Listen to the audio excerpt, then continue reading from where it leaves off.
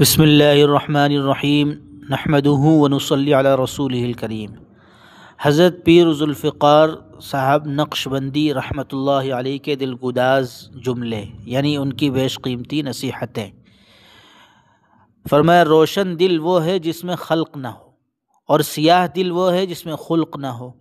مکتوبات فقیر صفحہ نمبر 52۔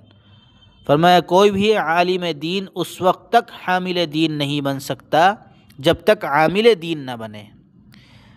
مکتوبات فقیر صفحہ نمبر 35۔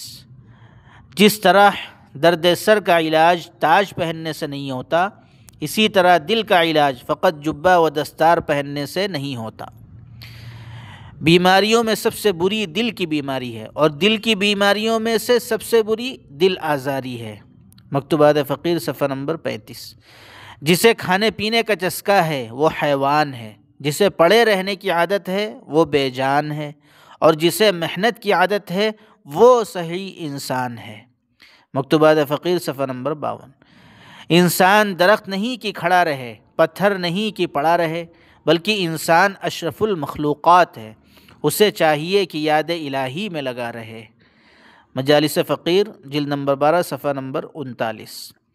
جو انسان زمین کا سفر کرے اس کے پاؤں میں آبلے پڑتے ہیں، اور جو انسان روحانی دنیا کا سفر کرے اس کے دل پہ آبلے پڑتے ہیں۔ مکتوبات فقیر صفحہ نمبر 52۔ دل ایک ہے اور ایک ہی کے لیے ہے، یعنی اللہ تعالیٰ کے لیے ہے۔ یہ نہیں کہ دو دل ہوں، ایک اللہ کو دے دیا جائے اور دوسرا نفس و شیطان کو دے دیا جائے، بلکہ دل ایک ہی ہے اور یہ ایک اللہ ہی کے لیے ہے۔ مجالس فقیر جلد نمبر 6 صفحہ نمبر 40۔ یہ قرآن مجید اس ذات کا کلام ہے جس نے کن کہہ کر جہاں کو بنا دیا۔ اگر اللہ تعالیٰ کے ایک لفظ کن میں اتنی طاقت ہے تو دوسرے الفاظ میں کتنی طاقت ہوگی۔ مجالس فقیر جلد نمبر 12 صفحہ نمبر 39۔ یتیم وہ نہیں ہوتا جس کے ماں باپ نہ ہوں، بلکہ یتیم تو وہ ہوتا ہے جس کو سکھانے اور تربیت دینے کے لیے اس کے ماں باپ کے پاس فرصت نہ ہو، یا ماں باپ کو ادب آداب سکھانے کا سلیقہ نہ ہو۔ ماں ہر وقت بچوں کو ڈانٹتی رہتی ہے، بلکہ بعض اوقات تو مائیں برسنے لگ جاتی ہیں، ایسے بچے مرجھائے ہوئے پھولوں کی طرح ہو جاتے ہیں۔ مجالس فقیر جلد نمبر 13 صفحہ نمبر 93۔ عزیزم اگر کوئی تیرے راستے میں کانٹے بچھائے تو اس کے راستے میں کانٹے نہ بچھا، ورنہ ساری دنیا میں کانٹے ہی کانٹے ہو جائیں گے۔